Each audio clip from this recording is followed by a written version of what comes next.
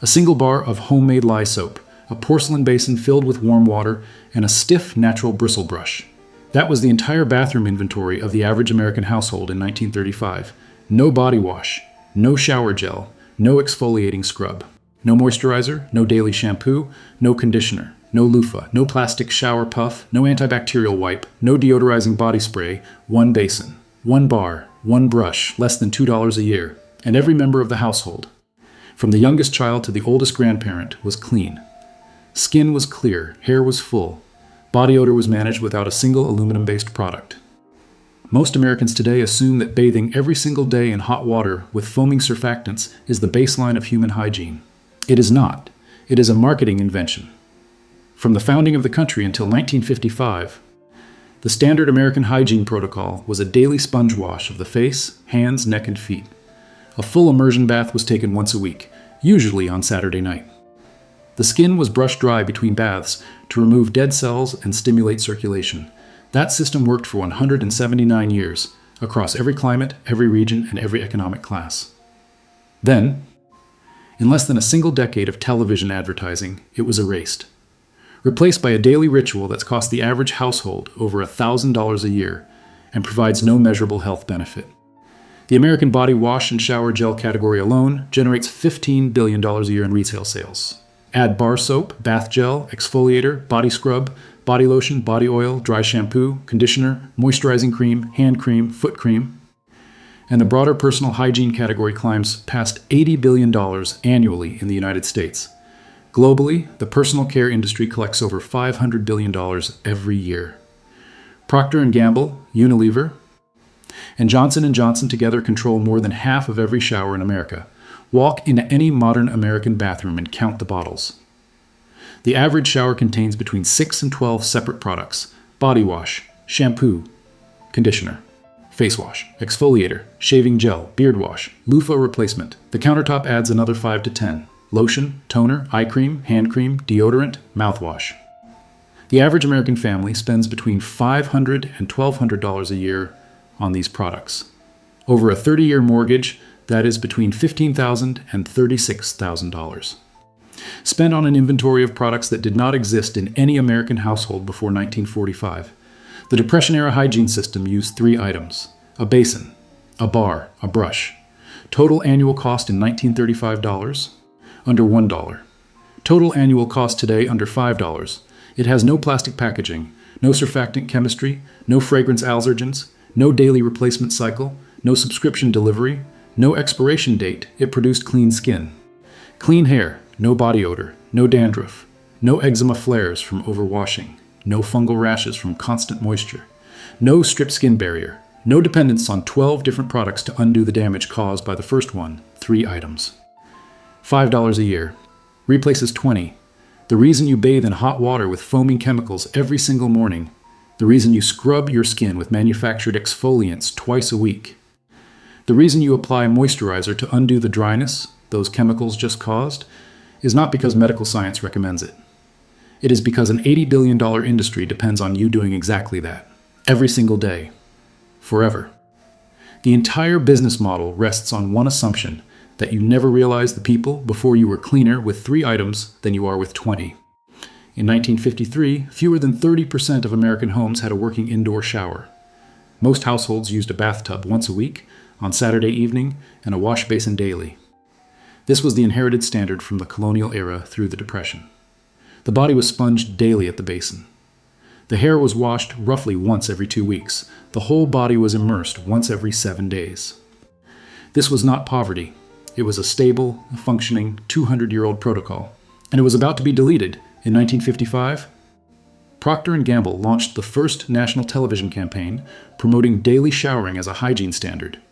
The campaign was timed to coincide with a post-war housing boom. New homes built between 1950 and 1965 were the first generation of American houses to include showers as a default feature. Between 1955 and 1965, the percentage of homes with showers more than doubled. The advertising was not subtle. Once-a-week bathing was framed as primitive. Sponge bathing was framed as a wartime workaround. The new standard was a hot daily shower with a foaming soap product that the consumer would purchase, exhaust, and repurchase every 6 to 8 weeks for the rest of his life. By 1965, Procter and Gamble was spending over $100 million a year on personal care advertising alone. Adjusted for inflation, that is more than $950 million in today's money. Every dollar of it argued, directly or indirectly, that to be clean, the modern American had to do something his grandmother had never done. The medical literature did not support the change. The American Academy of Dermatology has, in multiple position papers since 2010, stated that daily hot showering with surfactant cleansers strips the skin's lipid barrier, disrupts the resident microbiome, and contributes to the rising rates of eczema, contact dermatitis, and adult-onset dry skin conditions. None of that research altered the advertising.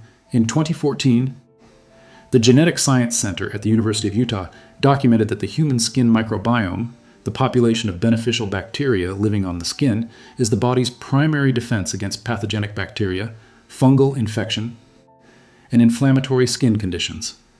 That microbiome takes between 48 and 72 hours to fully recolonize after a soap-based washing. Daily soaping prevents it from ever stabilizing. The research was published. It was peer-reviewed. It was never referenced in a single body wash advertisement, not banned outright. Just never mentioned again in any home health pamphlet or consumer-facing skincare guide written after 1958. Never included in any product label warning. Never taught in any home economics curriculum after the curriculum itself was eliminated in 1968. The Depression-era hygiene system has 3 components. Every one of them is available today for under $5 total. Every one of them was the universal standard in American homes for nearly 2 centuries. Here is exactly what each one is, how it works, and how to use it. Component 1. The daily sponge wash. A clean cotton or linen washcloth costs about $3 at any household goods store. A porcelain or enamel basin or a simple ceramic mixing bowl from any kitchen holds the water. A bar of pure Castile or homemade lye soap, the same kind covered in the Day 2 video on this channel, costs between $1 and $3 and lasts 6 months. The science is straightforward. The skin is not actually dirty in most places at most times. The areas that accumulate sweat, oil, and bacteria during a normal day are limited: the face, the neck, the hands, the armpits, the groin, the feet. These 6 zones produce 95% of all body odor and 95% of all skin contamination. The rest of the body, the chest, the back, the thighs, the calves, accumulates almost nothing under normal indoor conditions. The protocol is exact. Fill the basin with warm water. Wet the cloth. Rub the bar of soap onto the cloth 4 or 5 times. Wash the face first. Rinse the cloth. Wash the neck and ears. Rinse. Wash the hands and forearms. Rinse. Wash the underarms. Rinse. Wash the groin area, then change the cloth, wash the feet last. Total time 4 to 6 minutes. Total water used, less than 1 gallon. A standard American shower uses between 15 and 25 gallons of water and runs for 8 to 12 minutes. The sponge wash uses 1 gallon and takes 5 minutes. Over a year, the average household saves over 6,000 gallons of water and roughly $200 in water heating alone. Remember, a bottle of body wash costs between $4 and $12 and lasts 2 months. The bar of soap costs $1 to $3 and lasts 6 months. That is a 12 to 1 cost ratio for cleaner skin. Component 2. The weekly full bath. Once a week, traditionally Saturday night. The full body was immersed in warm water and washed thoroughly. The bar of soap was used, the hair was washed, the body was scrubbed lightly with the cloth. Total time, 15 to 20 minutes. The reason this was weekly and not daily was not laziness, it was biology. The skin's natural oil layer, called the acid mantle, takes between 48 and 72 hours to fully replenish after being stripped by soap. The microbiome takes a similar window. By bathing fully only once every 7 days, the Depression-era American gave his skin 5 clear days of full barrier function and microbiome stability between deep washings. The water temperature mattered. Warm, not hot.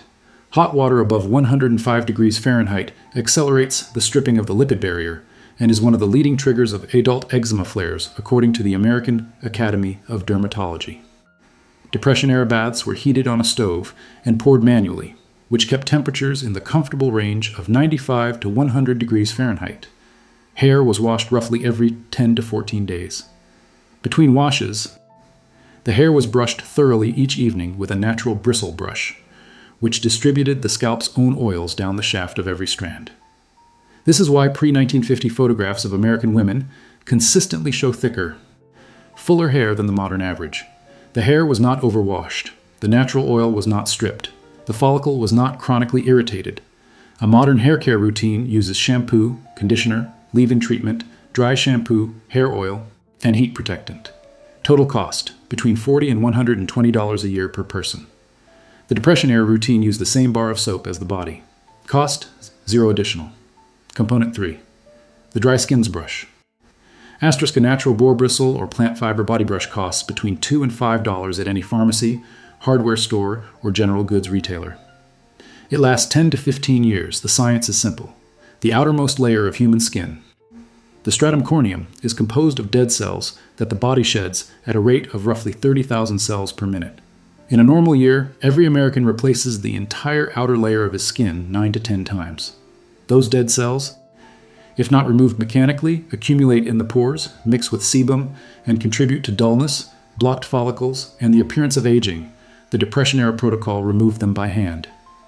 Each evening, before the sponge wash, the body was brushed with the dry bristle brush in slow circular strokes, always toward the heart, starting at the feet. The strokes moved up the legs, across the abdomen, along the arms, and finally over the chest and back. Pressure was light. The brush was never used on the face, on broken skin, or on areas of active rash. Total time, 3 to 4 minutes. The benefits were not cosmetic alone. The brushing stimulated lymphatic drainage, increased peripheral circulation, and warmed the body before sleep.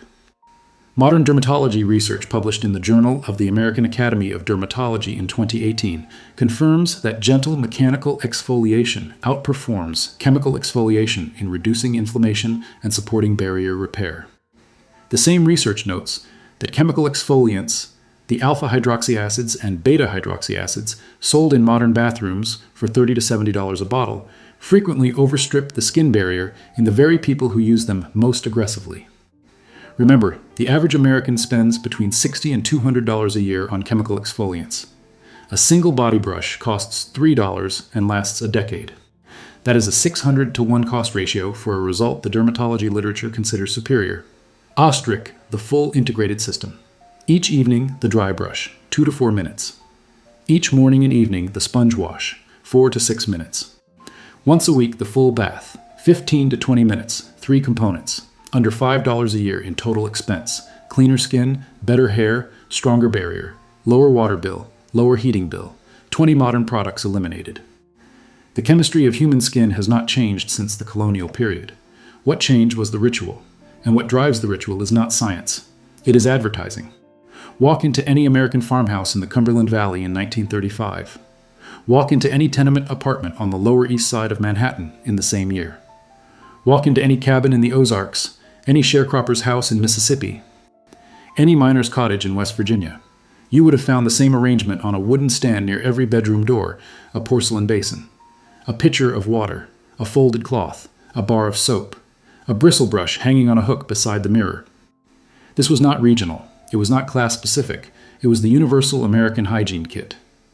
From the founding of the country in 1776 to the year 1955, every American household, rich and poor, used some version of this system. For 179 years, daily sponge washing, weekly full bathing, and nightly skin brushing was the protocol of American cleanliness. During the Great Depression, when 40% of American families earned less than $1,000 a year, they were not dirty, they were not malodorous, they were not riddled with skin disease. By every available public health measure of the period, including military induction, medical records from the early 1940s, American skin and hair health was demonstrably better than the modern average reported today. The Japanese have practiced bristle brush dry massage, called kanpu masatsu, for over 300 years. Scandinavian sauna culture treats deep washing as a weekly ritual, not a daily one. The Romans bathed publicly twice a week. Every long-lived hygiene tradition in human history converges on the same conclusion. Less is more. It was the most universal domestic ritual in modern history. And it took exactly 1 decade of television advertising to convince an entire civilization that their grandparents were unclean. For under $5 a year, 1 washcloth, 1 basin, 1 bar of soap, and 1 bristle brush, you can replace every body wash, exfoliator, and skin product in your bathroom. Starting tonight, The same protocol that produced clean, healthy American skin for nearly 2 centuries will work on your skin in the morning. The complete system, including the exact protocol, water temperature ranges, the soap formula your great-grandmother made on her back porch, and the room-by-room hygiene system she used, is linked in the description below. Tomorrow, this channel will show you the exact mending method that made one cotton shirt last 30 years, and why the fast fashion industry spent decades making sure you would never learn to use a needle. Every product in your home once had a $0 version. They buried it. Now you know.